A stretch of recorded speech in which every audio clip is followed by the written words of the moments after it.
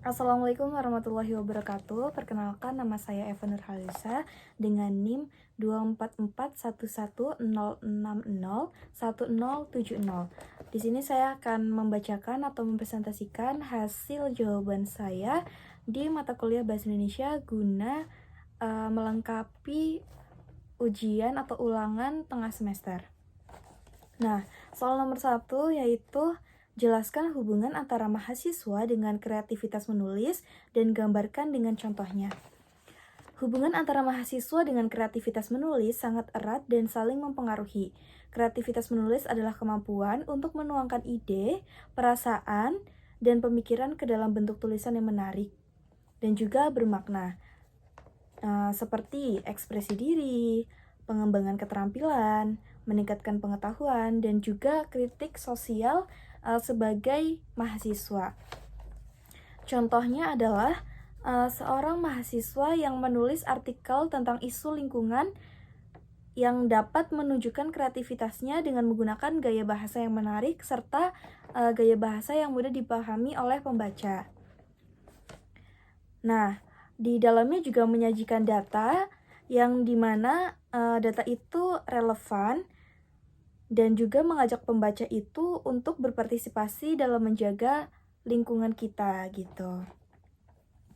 Nah, dengan demikian hubungan antara mahasiswa dan kreativitas menulis itu sangat penting karena menulis itu bukan hanya sekedar menulis yang asal-asalan seperti itu, namun juga menulis ini harus memerlukan kreativitas yang tinggi yang dimana penggunaan gaya bahasa atau cara menyampaikan tulisan itu dapat dipahami dan dapat ditangkap oleh pembaca seperti itu. Jadi menulis kan bukan hanya tugas akademik ya, melainkan juga suatu alat gitu ya untuk kita sebagai mahasiswa menyalurkan ide, kreativitas, serta mungkin kritik kita terkait isu yang kita tulis atau kita ambil seperti itu. Kemudian soal nomor 2 itu jelaskan pengertian menulis ilmiah, ilmiah populer, dan juga sastra, dan juga berikan contohnya. Nah, menulis ilmiah adalah proses penulisan yang mengikuti kaidah dan prinsip ilmiah. Biasanya di menulis ilmiah itu berisi data, fakta, dan analisis yang diperoleh dari penelitian atau kajian pustaka.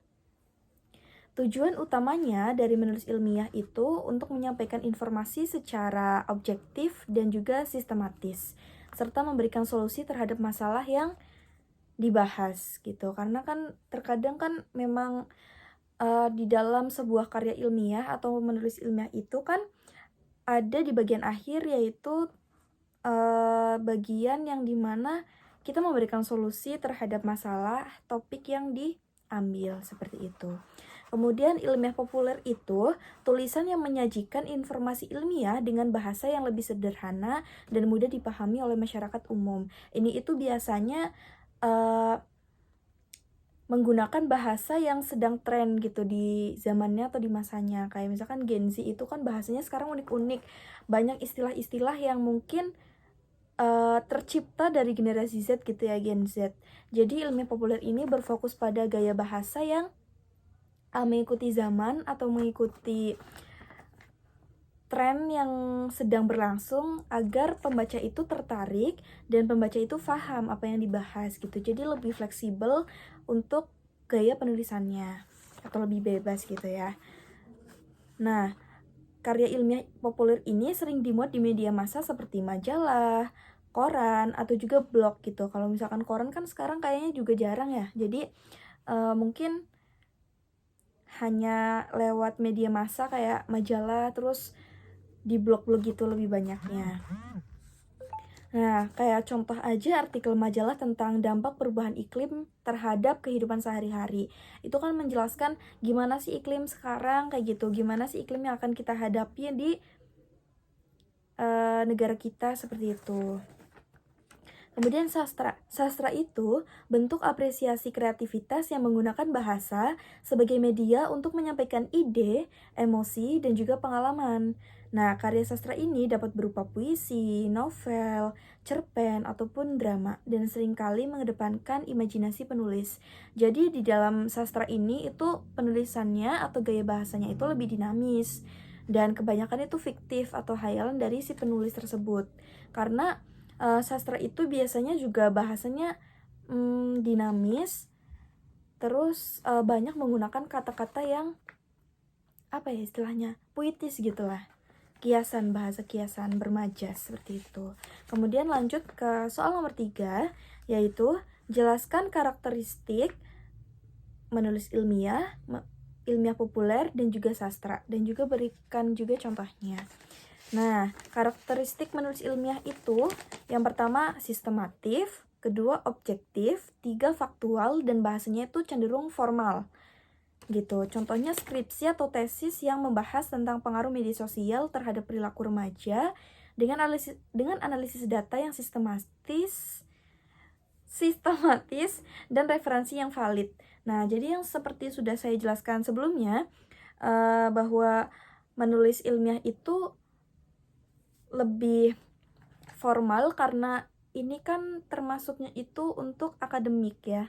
Karena untuk penelitian, kajian penelitian itu memang bahasanya formal dan juga mengkaji secara lengkap gitu.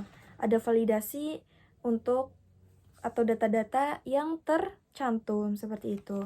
Kemudian ilmiah populer itu karakteristiknya bahasanya sederhana, menarik dan informatif, deskriptif dan naratif, dan tujuannya adalah untuk mengedukasi gitu. Jadi kayak misalkan contoh tadi kan ilmiah populernya itu kan tentang iklim ya gitu. Jadi itu memuatkan informasi yang menarik, misalkan ditambahin gambar-gambar atau ditambahin ilustrasi sebagai gambaran yang ada di ilmiah populer gitu. Dan juga bahasanya tuh yang menarik dan informatif gitu. Yang tadi saya bilang juga mengikuti perkembangan zaman yang dimana Gen Z itu kan kayak misalkan Gen Z itu kan bahasanya tuh cukup bervariatif. Nah, itu biasanya mengikuti pola gaya bahasa yang sedang tren atau digunakan pada zaman atau pada era tertentu gitu, era sekarang gitu. Jadi fleksibel, gak harus formal gitu guys. Nah, terus untuk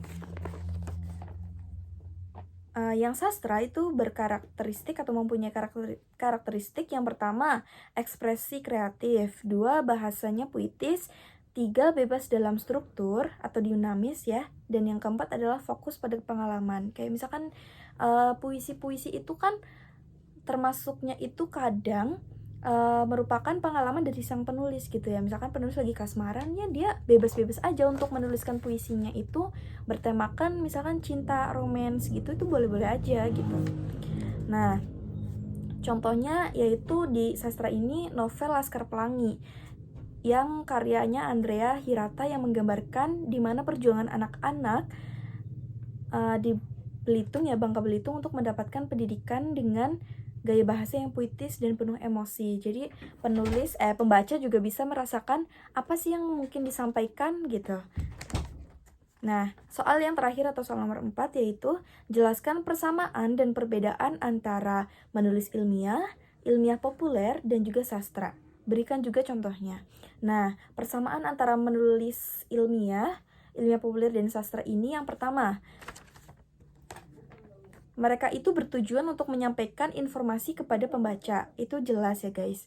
Yang kedua, menggunakan bahasa yang mudah diterima dan dipahami oleh pembaca. Ketiga, berkaitan dengan realitas dan kenyataan. Nah, kemudian perbedaannya ada pada tujuan dan audiens. Kalau misalkan penulisan ilmiah itu tujuan atau audiensnya itu kalangan akademis, terus profesionalis atau profesional, terus juga bertujuan untuk menyampaikan hasil penelitian atau kajian yang objektif dan juga sistematis, formal gitu lah ya guys, karena kan ini itu ditujukan untuk kalangan akademis. Kemudian untuk ilmiah populer ini ditujukan untuk masyarakat umum dan tujuannya itu untuk mendidik dan menginformasikan dengan cara yang menarik. Kemudian kalau sastra itu ditujukan untuk ekspresi kreatif dan seringnya itu berfokus pada pengalaman manusia atau penulis dan emosi tanpa terikat dalam kaidah ilmiah. Jadi bebas. Namanya juga sastra, jadi bebas aja, entah itu gaya bahasanya dan juga urutannya atau tampilannya gitu lah istilahnya ya, bait-baitnya gitu itu bebas, nggak ada tuntutan untuk bagaimana karya sastra itu ditulis. Jadi itu perbedaan dan persamaannya guys. Jadi mungkin segitu aja video dari saya dan semoga mendapatkan nilai A dari matkul bahasa Indonesia. Terima kasih. Wassalamualaikum warahmatullahi wabarakatuh.